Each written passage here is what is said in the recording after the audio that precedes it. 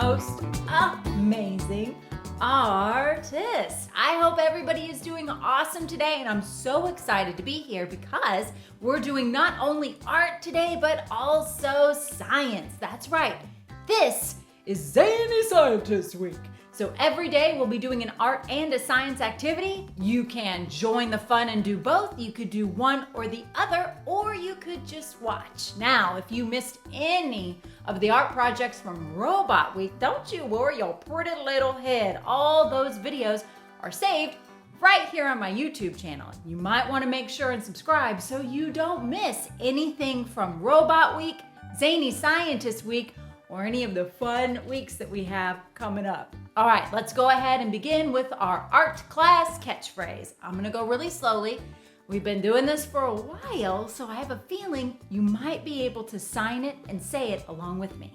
All right, here we go. I make messes. I make mistakes. But deep inside, I got what it takes. I am an artist. Awesome. A big shout out before we get rolling to our sponsors, Dixon Ticonderoga. They are helping me by supplying me with a lot of the art supplies that I'm using to do Robot Week and Zany Scientist Week. Thank you so much, Dixon Ticonderoga, for supporting these videos and being our sponsor. Speaking of supplies, let me share with you the art supplies you're going to need today. They're really simple. All you'll need today is a piece of paper. It could be a piece of paper from a sketchbook, a notebook, the back of a sheet of paper. Never ever just throw away paper. You never know what you could use it for. So grab what you have on hand and then grab some things to draw with. I'm going to be drawing with a permanent marker. Actually, it's just a regular marker. I'm going to be drawing with a marker because I want you to be able to see what I'm drawing, but you might want to draw with a pencil. That way, if you draw something you're not happy with, you can always erase. I'm also going to be using crayons, but you could use markers to color pencils, or anything that you have on hand. Now, that's for the art portion. Let's talk about what you'll need for the science portion of today. Today we're going to be doing something called bubble prints for the science portion of our art class today. So here's what you'll need. First of all, you'll want to get some sort of tray. A tray is going to help capture and contain the mess. If it's a pretty day outside, you could always do this outside, but a tray will really help to contain every bit of mess that we just might make today. I went ahead and used a cookie sheet, but any kind of tray would work, anything that has a little bit of a side to it. Something else you're going to need today is dish soap. It does not matter what kind. You'll also be needing some food coloring. If you don't have food coloring, then you could also use paint. Any kind of paint would work. And then you're going to need water. The other thing you'll need are a couple of containers to mix up our little science concoction, and a drinking straw that we will not be drinking with. No, we are going to be doing something called bubble prints. But we're going to get to that in a moment. So why don't you go ahead, gather those supplies so you can be ready for our science experiment. All right, now that you have all of your supplies gathered, let's go ahead and talk about real quick the elements of art. Those are all of the things we will be using today when we draw our scientist selfies. Line, shape, color, baby, color, form, value, texture, and space. Now, our word for the day is going to be a science word, and it's hypothesize. What in the world does that word mean? It actually means to guess. Whenever you're experimenting or trying something new, you're guessing what may or may not happen. You are hypothesizing. That's what we're going to be doing today when we do our science experiment. So we'll definitely be saying that word quite a bit when we get ready to do our experiment. All right, pinkies out, people. That means you're about to repeat after me. I pinky promise that I will do my very best. And I also promise that I will finish what I start. this might be something new for you today. I know most of you probably haven't drawn a scientist selfie. It might be a little bit tricky. Take a deep breath, go easy on yourself, and know that you can always press the pause button or rewind and try it again. And I am going to have an amazing art and science experience. Mwah! An air kiss is perfect. All right, guys, let's get started. All right, friends, the first thing we're going to do today is draw ourselves as scientists. We're calling these our scientist selfies. You might want to get a mirror or something where you can look at your reflection so you can really make your scientist look like you. Or maybe you could draw your favorite scientist. It's up to you. I'm going to be drawing two different kinds of scientists, one here and one there, with lots of different choices for you, but you can draw your scientist any way you want to. You probably will want to draw your scientist with a pencil. That way, if you draw something you don't like, you can always erase. Or you can just do what I'm going to do and draw straight with a marker. If you do draw with a marker though, and you draw something you're not happy with, I want you to just keep going with it. You never know. That little boo-boo might end up being something beautiful. See what I did there? All right, friends, I'm gonna draw once here and then again here. So if you want to, you could just watch me here and then draw along with me here. Now at some point, the two drawings are gonna go in opposite directions and that's okay, but to just get started, maybe watch and then draw. The first thing I'm gonna do is look for the center of my paper because I'm going to start with my eyes and I'm going to begin with a pupil. A pupil is the little black circle that you see with. I'm going to be drawing it somewhere in the center, probably right about here. And I'm going to draw it about the size of a quarter.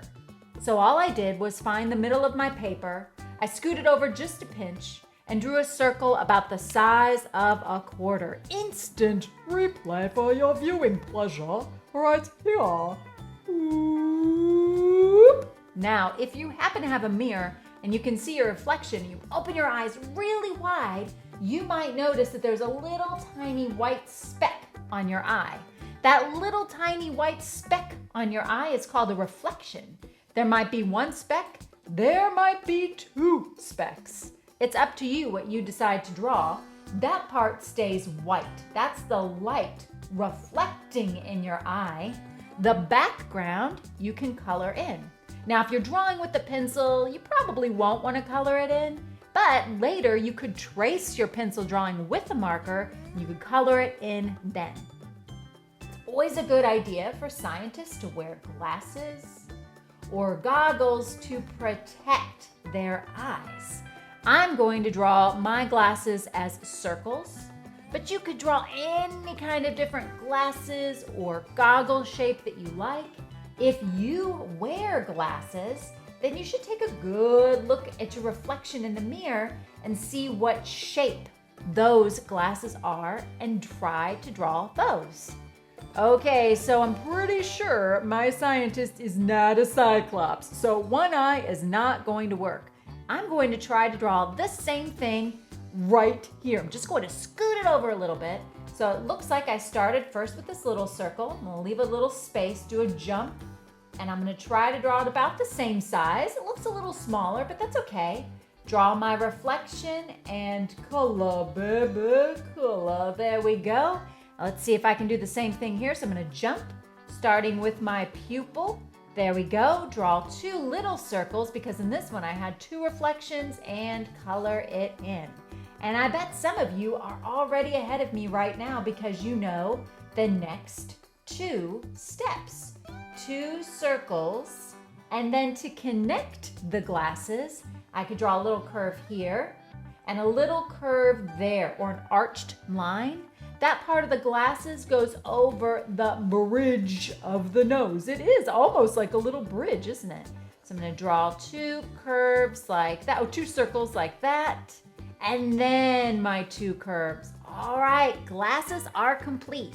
Next up, if you want to, every creature, mammal, has eyelashes. Do you know why? because it keeps the dust and dirt out of their eyes. You can draw them, but you don't have to. Now, when we draw our nose, which is what we're going to draw next, I know that everybody has a different way of drawing their nose. You can draw your nose any way you like. I'm going to draw my nose here because I want to add a mustache. I'm going to draw an oval right there. If you don't want to draw an oval, that is okay. Right here, I'm going to draw a little arch like a rainbow. It kind of copies that line there. Okay, next step, what I think I'm going to do is work on that mustache that I talked about. If I'm drawing a portrait of Einstein, I could draw a line that comes down there and a line that comes down there. And then to connect the two lines, I'm just going to draw kind of a crazy, wacky, ziggity-zaggy kind of line.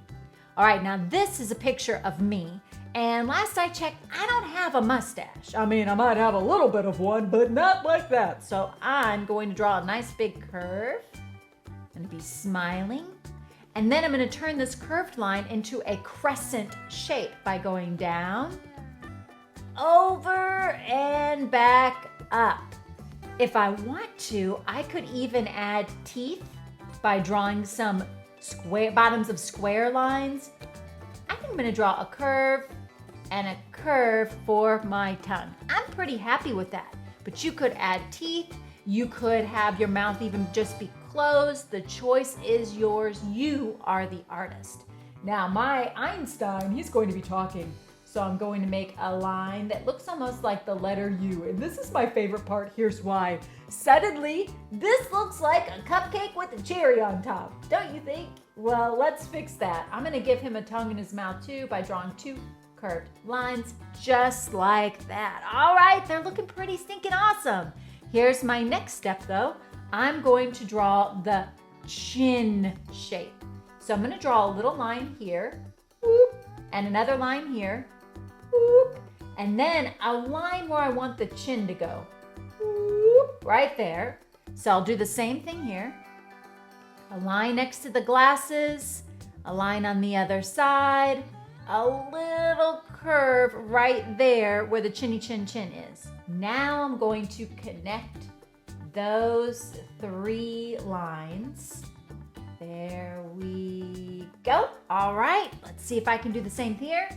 Down, boop, and right back over there. There we go. Now I'm going to, on this side, add a letter C, and on this side, add an opposite to a C for the ears. If you want to add earrings, you can. Oh, but look, I didn't give myself enough room over here. That's okay. It can go off the paper a little bit. It's called cropping. I just cropped his ear off a little bit. There we go. No big deal. Now let's talk about the lab coat. Right down here, I'm going to draw a curve from one side of the chin to there. And I'm drawing another curve. Notice I'm going all the way to the edge of my paper. Same thing on good old Albert. Curve to the edge, curve to the edge. Okay, to really make this look like a lab coat, I'm gonna draw a vertical line coming down.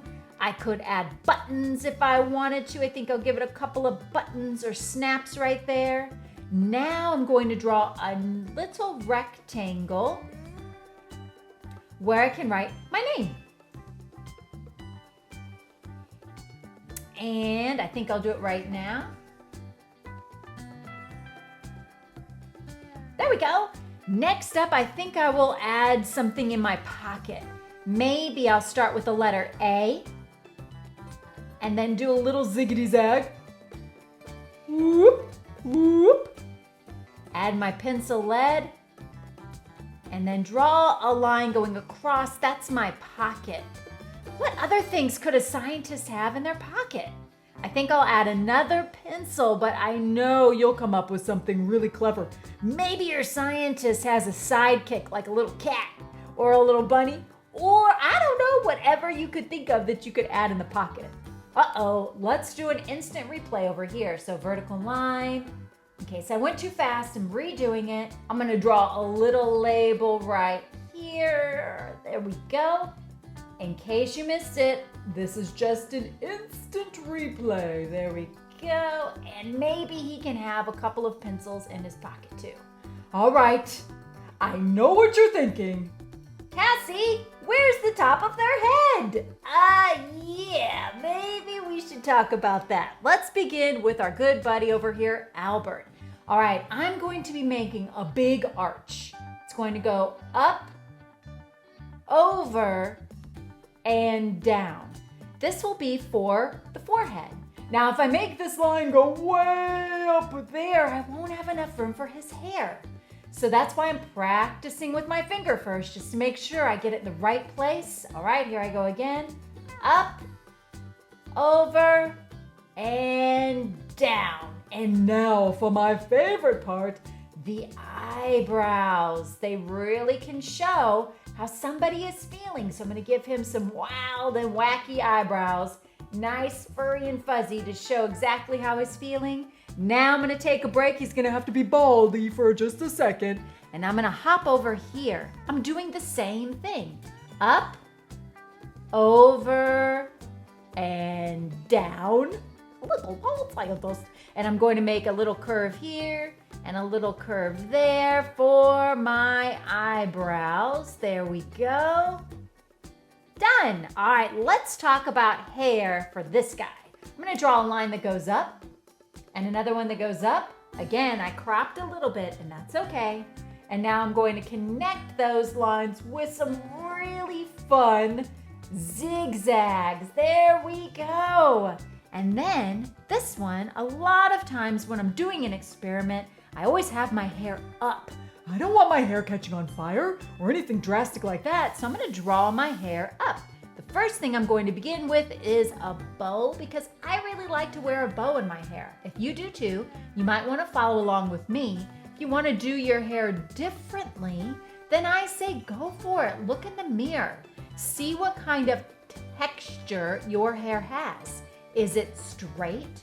If so, would you use a straight line? Is it curvy hair, curly hair? Would you use a curvy or curly kind of line? Or do you want to have your hair up like me? So I'm starting with my bow, which makes my scientist look like a cute little baby scientist. And now I'm going to add hair on the sides of my head. If you touch the sides of your head above your ears, you'll notice you do have hair there. My hair is all going to be up because I'm doing an experiment. So I'm just drawing some lines to show the texture of my hair. Sometimes I have my hair come over like this. Maybe that could be where your bangs are if you have them. I don't have a lot of room up here, but I have enough space, I think, to make a little bun. So I just used a big arched line and then had a bun. Yay! My scientist selfie is complete. Now we can talk about how to add color, baby, color. Today I'm going to use crayons, markers, and color pencils for the face. First though, I'm going to decide what color do I want for my skin tone. So right now I'm just testing out what my crayons can do. I can press really hard and get a dark value. I could overlap and get a totally different color. When you find one that you like, that you think looks really great, then go for it. And when you're coloring, you might want to make sure that you try to stay in your lines the best you can. What I like to do is rotate my paper as I color. I rotate, that means turn my paper, which makes it so that my coloring hand can stay nice and comfortable and do a really good job. So as you can see, I'm just turning my paper as I color. I'm also pressing down pretty firmly around the edges of the face to create a dark value. And then I'm coloring a little bit lighter towards the middle to give it a lighter value. What this does is this makes my face look like it's coming out of the paper. It makes it look a little bit more three-dimensional, which is exactly what I'm going for. As you're coloring, you might want to think about what you could add in the background or what's going to be happening behind your scientist. Do you see that little purple netting up there? I'm going to slide that under my paper and do a little bit of a rubbing in the background. But you could simply add one color, lots of colors, or even at your scientist's laboratory. Most of all, just have fun. I cannot wait to see what your zany scientist selfie ends up looking like. I know it'll be amazing. All right, today we're going to do something called bubble printing. Remember, our word for the day is hypothesize. That means to guess. So, can you guess what do you think bubble printing is? Well, take a look at the supplies I have, and you might want to go grab yourself the same. I've got a tray that has a little bit of a lift to it. Remember, that's going to be important to contain the mess. I've got a couple of little dishes. They don't have to be glass. It can even be a jar, or the lid of something would work fine too. And I also have water, soap, and food coloring. So here's what I'm going to do first. I've already mixed up one of my concoctions, but I will have another one going right here. I'm going to take my bowl, and I'm going to add a little bit of soap.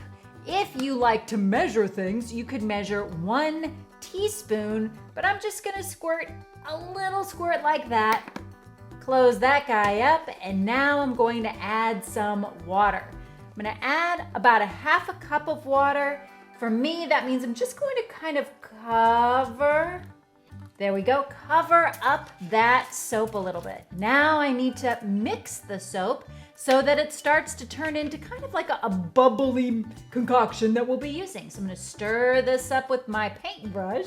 I like to use a paintbrush because it really helps to break up the soap a little bit. All right, I can tell that I've mixed it really well because I don't see any of the soap floating around.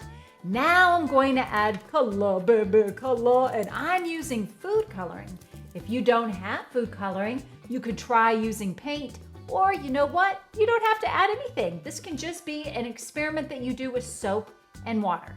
All right, so I've got my little bit of food coloring. I'm gonna add several drops to make this a nice, beautiful color. Again, doing this over a tray will help.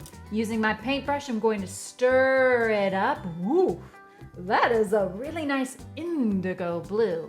Here we go, I'm gonna take my brush, keeping everything in my tray to help contain the mess, and now I'm taking a straw. I'm using a drinking straw, and when I use my straw, it's important that I only blow bubbles outward. I'm not drinking this. Ugh, it's dish soap. I'm blowing outwards. Here, watch.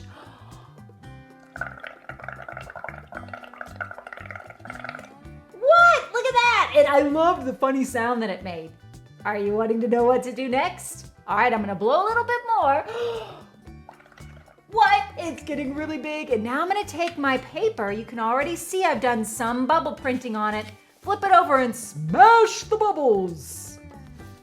Oh, there, I captured some of the bubbles. Let's see if I can get more.